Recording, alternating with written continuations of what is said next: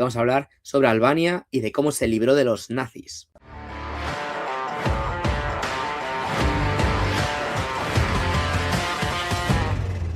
Bueno, muchas cosas de las que salen en este artículo también podéis leerlo en un artículo que escribió Iván en Historia de las Ideas, concretamente en el número 4. O sea que si vais a Historia de las Ideas, tenéis un artículo que habla de esto, vamos, muchísimo más detallado y que está interesantísimo. Recomiendo a todos verlo. Bueno, como hemos dicho, hoy vamos a hablar de Albania, que fue uno de los grandes ejemplos de la aplicación del patriotismo revolucionario, sobre todo en su liberación de tanto la Italia fascista como de la Alemania nazi. Ellos consiguieron unificar a gente muy distinta dentro de su país, creando un partido comunista único de carácter marxista-leninista que fue encabezado por Enver Hoxha desde 1941. Hoy vamos a hablar de cómo los comunistas tuvieron que hacer esas alianzas temporales con distintos sectores como nacionalistas, cómo liberaron el país y cómo no permitieron que la ayuda británica condicionase su soberanía y el destino de los albaneses. Vamos a exponer de forma bastante breve lo que es el contexto del conflicto, el surgimiento del Partido Comunista Albanés y después hablaremos de tanto el conflicto en sí como su desarrollo y desenlace. Así que ya sabéis, si os gustan este tipo de vídeos, suscribiros, darle like, etcétera, y vamos a ello. Bueno, lo primero de todo es ver un poco el contexto histórico en el que nos desenvolvemos y cómo se crea ese Partido Comunista Albanés. Albania tenemos que entender que es un país joven, es un país que se independiza del Imperio Otomano en 1912 y que a partir de entonces está bajo una dependencia imperialista de Italia, desde ese 1912 hasta 1939. El movimiento comunista en Albania era prácticamente inexistente. En 1928 se formaron pequeños grupos, sobre todo en las ciudades, pero eran grupos que estaban totalmente independientes unos de otros, sin ningún tipo de unidad ideológica ni de acción, ni mucho menos una organización clara. De hecho, muchos de ellos estaban influidos hasta por literatura anarquista, trotskista y otro tipo de revisionismos. O sea, no había una posición claramente revolucionaria, consecuente, marxista y enfocada a la revolución, la toma del poder, etc. Estos grupos en un inicio fueron unificados por Ali Kelmendi, que era el enviado de la Unión Soviética a Albania, y entre estos grupos sobre todo destacaron los de la ciudad de Korça y de Sokodra, ¿vale? A lo largo de este vídeo hay un montón de nombres albaneses. El albanés es un idioma terriblemente complicado, por lo que, bueno, seguramente pronuncie muchísimas cosas mal, pero bueno. Estos grupos eran perseguidos por el régimen imperante en ese momento, que era el régimen del rey Zog I. Primero fue presidente de Albania y luego se proclamó en 1928 como rey de los albaneses. Este rey Zog realizó un golpe de estado contra los liberales que estaban liderados por Fan Esenoli, que era, bueno, pues un liberal de Albania, y bueno, impuso su régimen terrible. Este rey, en la práctica, estaba bajo el servicio del imperialismo italiano y luchaba por los intereses italianos mucho más que por los propios intereses de los albaneses. Llegamos así a 1939 y en el contexto de la expansión del fascismo internacional, Italia empieza con una ocupación militar en Albania. En este momento, la mayoría de los albaneses están en contra y comienzan a combatir a las tropas italianas. Poco más tarde, ya en 1940, Hoxha es enviado a Tirana y establece un contacto con los guerrilleros patriotas albaneses, que eran pues muchos soldados que habían desertado de la guerra con Grecia, trabajadores, campesinos, etcétera, que estaban luchando contra esa ocupación. Tras un año crean una organización ya unificada en la que Hoxha ha unificado con todos estos grupos una organización que es el Partido Comunista de Albania y es nombrado como secretario general el propio Hoxha. Dentro de esta formación del partido, la Comintern envió delegados de Yugoslavia a Albania para intentar ayudar, pero la labor que hicieron fue casi más una labor de zapa que de ayudar realmente a la constitución de ese movimiento revolucionario. En 1942 se empiezan a formar ya las primeras unidades partisanas comunistas en las que se permitía la integración de gente de otros ámbitos. Se permitía la intervención de nacionalistas, incluso de gente que venía de haber apoyado al traidor del rey Zog, etcétera, liberales, socialistas, de todo tipo. Era un movimiento amplio, patriótico y revolucionario para luchar contra esa invasión fascista. El aumento de estas guerrillas, la gente empieza a unirse y llegan a establecer lo que sería ya un ejército. Y bajo el nombre de Ejército de Liberación Nacional de Albania se forma este cuerpo ya armado, muchísimo más eficiente, en la Conferencia de Liberación Nacional de Peza. Esta conferencia se celebra en marzo de 1943 y se elige a Hoxha como miembro del Politburo, y en ese mismo proceso se limpia de traidores y de fascistas infiltrados, gente que apoyaba el régimen de Italia, se limpia, bueno, pues obviamente de las filas de la organización, porque estaban en guerra abierta contra Italia. Esta gente lo único que quería es hacer labor de zapa, destruir el movimiento, etc. También había otra facción que era de ideología trotskista, que abogaba, bueno, pues lo típico que hace este tipo de gente, ponerse a hablar de otras cosas en vez de lo principal, que era ganar esa confrontación contra el fascismo, y hablar, bueno, de sus revoluciones imaginarias y de sus tonterías, en vez de confrontar realmente al enemigo que había invadido el territorio albanés. En 1943, el Partido Comunista Albanés se reúne con Valikon Betar, que era un movimiento nacionalista, conservador y anticomunista, a petición de los ingleses que intentaban, bueno, pues meter ahí un poquito también lo suyo.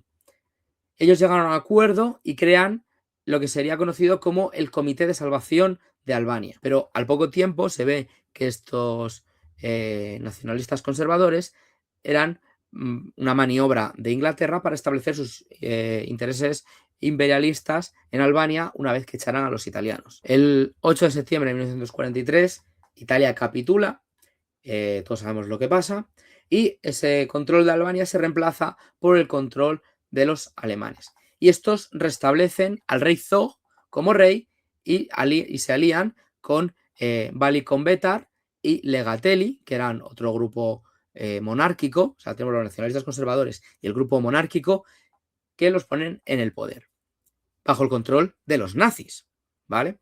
Entre 1942 y 43 los partisanos comunistas empiezan a vivir una situación mucho más dura, ya que las tropas alemanas y el nuevo establecimiento del rey Zog llevan a cabo una opresión y una persecución muchísimo más efectiva de lo que estaban llevando las tropas italianas. Todos sabemos un poco que las tropas italianas funcionaban de aquella forma. Por lo cual tienen que recurrir prácticamente a tácticas guerrilleras, a ir a las montañas, y comienzan a hacer otra segunda resistencia. O sea, si ya habían luchado contra los italianos, ahora tenían que luchar contra los alemanes. En este momento, los comunistas albaneses, lejos de renegar de su patriotismo, lejos de darse por vencidos, lo abrazaron sin complejos. Y podemos ver citas, por ejemplo, como Hoxha, en 1942, hablando del pueblo albanés, decía: el pueblo albanés no puede soportar más estas infamias. Ha empuñado las armas para defender la patria, para defender la tierra que tratan de arrebatarle, para defender el trigo que quieren robarle,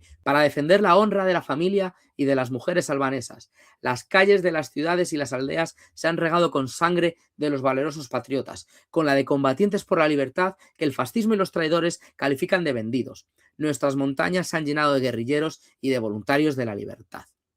En 1944, cuando el ejército alemán estaba ya en total retirada por el avance del ejército rojo, el 28 de marzo, Hoxha sería nombrado comandante supremo del Ejército de Liberación Nacional Albanesa y dio la orden a la primera división de choque de realizar la ofensiva final hacia el sur, que sería la que tendría éxito y finalizara con esa ocupación alemana. Durante el 23 de octubre de ese mismo año se realiza una segunda reunión del Consejo Antifascista de Liberación Nacional, estableciendo el nuevo gobierno democrático de Albania y estableciendo también un ejército ya regular y con una estructura ya de ejército en condiciones. Ya no era un conjunto de guerrilleros, sino que ya era una organización seria, con un estado establecido, etc. Este ejército tomaría Tirana el 17 de noviembre, la capital.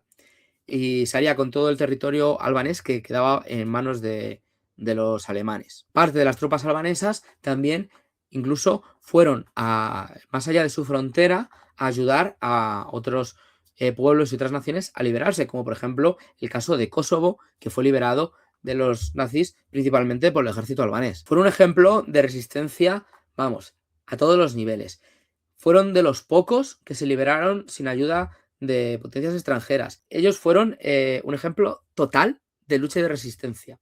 Y vieron cómo la soberanía de un país y el patriotismo puede unificar a un país para enfrentar el mayor de los problemas, como fue esa invasión antifascista, y no hacerlo de una forma conservadora o reaccionaria, como hizo el rey Zog, que lo que hizo fue plegarse luego a los nazis, sino desde un punto de vista revolucionario, hacer una lucha antifascista a todos los niveles con su posterior revolución. Ya con la guerra principalmente terminada, se convoca el segundo pleno del Comité Central del Partido Comunista de Albania, donde se produce una serie de roces entre los delegados de Yugoslavia y el Comité Central del Partido Comunista albanés. Estos roces, como hemos dicho, ya venían de antes, no solo se produjeron aquí, porque ellos, los yugoslavos, estaban intentando imponerles a los albaneses cómo deberían de haber hecho esa liberación, y estaban todo el rato diciéndole cómo hacer las cosas, cuando se vio que los albaneses no necesitaban órdenes de fuera para llevar a cabo su liberación nacional. Los delegados yugoslavos Stojnic y Kochizoce acusaron a la dirección del Partido Comunista albanés de haber llevado una táctica errónea en la guerra, lo cual pues obviamente se vio que no fue así. A pesar de estas críticas de los delegados yugoslavos y sus secuaces, la mayoría del partido se posicionó a favor de la dirección de Hoxha y fue reelegido como secretario general en ese segundo pleno. El 29 de noviembre del mismo año se liberaba Kosovo y se consolidaba, como hemos dicho antes, el gobierno albanés. Y con esto se da por concluida esa resistencia total que tuvieron los albaneses. Y hemos visto cómo ellos mismos, organizándose en torno a ese patriotismo y esa visión revolucionaria, lo consiguieron hacer pese a los trotskistas, pese a los fascistas, pese a los alemanes, a los ingleses, a los yugoslavos. Ellos solos fueron el ejemplo perfecto de resistencia, de soberanía y de abnegación. Bueno, vamos a ver un poco ahora lo que ocurrió después de la guerra. Las primeras medidas que estableció el gobierno democrático de Albania fue garantizar las fronteras del país, enfrentándose tanto contra los ingleses como contra los intereses yugoslavos de anexión, etc. Formaron pues unas fronteras férreas, esas fronteras que tampoco le gustan a los progres hoy en día. Bueno, pues los albaneses pusieron unas fronteras férreas y defendieron sus fronteras hasta las últimas consecuencias.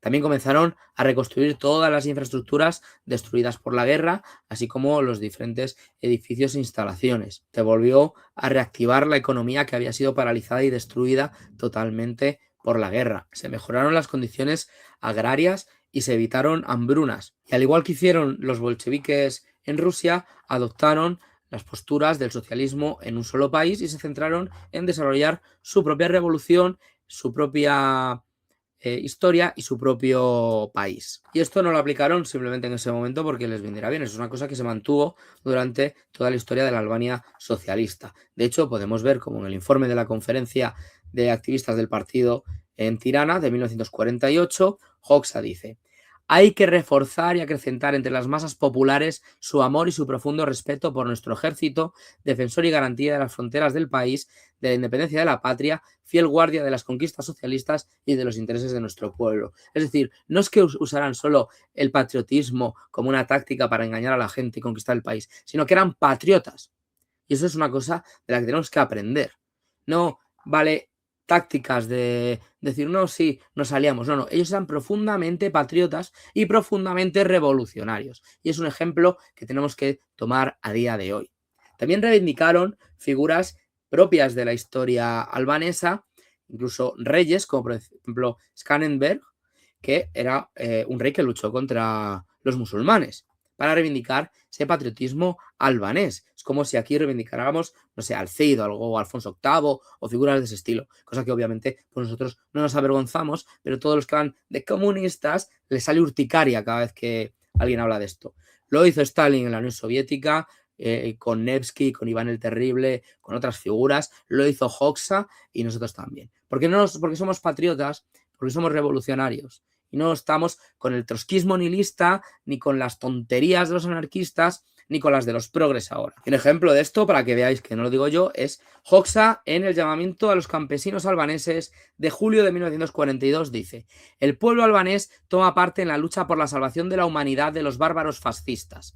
Así como en los tiempos antiguos, cuando nuestros antepasados, guiados por la bandera de Skanderbeg, batallaron incesantemente contra los invasores de nuestro país, también nosotros, dignos hijos suyos, debemos llevar a cabo, con la bandera de Skanderbeg al frente, una lucha encarnizada contra los ocupantes fascistas y los traidores por la verdadera liberación del pueblo albanés. Creo que con esto queda claro, ¿no? Bueno, continuamos con la historia de Albania. En 1945, ya como estamos viendo la parte, ya que el gobierno democrático albanés está establecido en el poder, se crea el Frente Democrático, que era un frente amplio por Hoxha.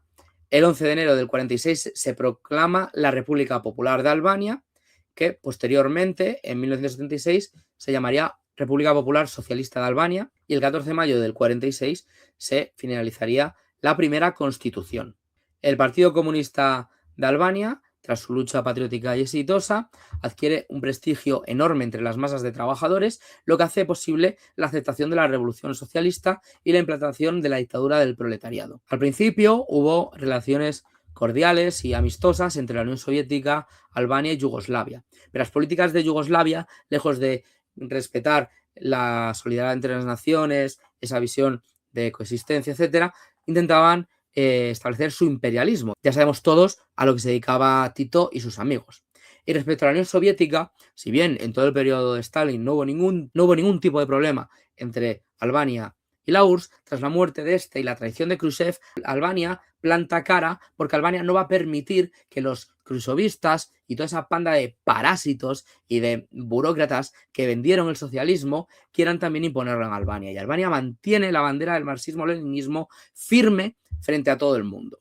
Y rompe con la Unión Soviética, luego rompe con China y rompe con quien tenga que romper, porque como en sus mismas palabras dijeron, prefieren comer raíces antes que vender su independencia y sus principios. Bueno, para no seguir alargando más el vídeo, vamos a hacer más vídeos de Albania, vamos a continuar hablando sobre Hoxha, sobre cómo desarrollaron luego el socialismo, los distintos conflictos, etcétera. Pero bueno, para ver un poco lo que es la liberación de Albania, yo creo que este vídeo estaba más que completo. Como conclusiones, lo que podemos ver es que la posición de ese patriotismo revolucionario consiguió crear una agrupación amplia de albaneses, de patriotas de distintas ideologías dispuestos a luchar, liderados por ese partido comunista, para eliminar a ese enemigo fascista. Y que tras ello, las masas trabajadoras veían con tan buenos ojos esa labor que no tuvieron ningún problema en aceptar y en seguir avanzando hacia el socialismo. Cómo ese patriotismo revolucionario es útil y cómo la soberanía de los pueblos, cuando de verdad un pueblo quiere ser soberano, cuando de verdad un pueblo quiere tirar para adelante, arremangarse todos juntos y luchar por la soberanía, luchar por la patria, por los trabajadores, lo consigue, aun siendo uno de los países más pequeños y más atrasados de Europa. Los comunistas albaneses adaptaron una visión patriótica sin ningún tipo de complejo, y no la adaptaron como algo táctico, la adaptaron como una cuestión fundamental de sus principios. Y esa defensa del patriotismo, esa defensa del pueblo trabajador fue la que les permitió a los albaneses luchar contra los italianos, echar a los nazis, echar al rey Doge y su dictadura terrible que solo estaba al servicio de extranjeros, echar a los ingleses, a los yugoslavos, luchar contra el revisionismo de la Unión Soviética, contra el de China y aun estando solos, resistir bajo unos principios. Y eso es un ejemplo y eso es una cosa que hay que reconocerles. Y que las cosas les pueden haber ido mejor o peor. Las cosas pueden haber salido de una forma o de otra, pero la resistencia de acero, la resistencia a la tenacidad de ese patriotismo es algo a reivindicar. Seas de la ideología que seas, tienes que reconocer eso. Y no hay otra forma de verlo, porque ese patriotismo, esa visión de la revolución, llevó al pueblo albanés a su libertad, a su independencia y a mantener su soberanía en una situación muy complicada. En definitiva, los comunistas albaneses dieron un ejemplo de consecuencia en la defensa de la patria y de la revolución. Así que bueno, si os ha gustado este vídeo, recordad que podéis suscribiros, darle a me gusta, compartirlo, etcétera, que bueno, esto nos ayuda a crecer, ayuda a que este vídeo se vea, y si este vídeo se ve, pues haremos más vídeos de Albania. Si no se ve, no, o sea, estáis aquí, los que queréis vídeos de Albania contra los que queréis vídeos de filosofía, a ver quién gana. Seguramente a lo mejor sois los mismos. Pues si sois los mismos, comentad en los dos. Un saludo, nos vemos en el próximo vídeo de Formación Comunista.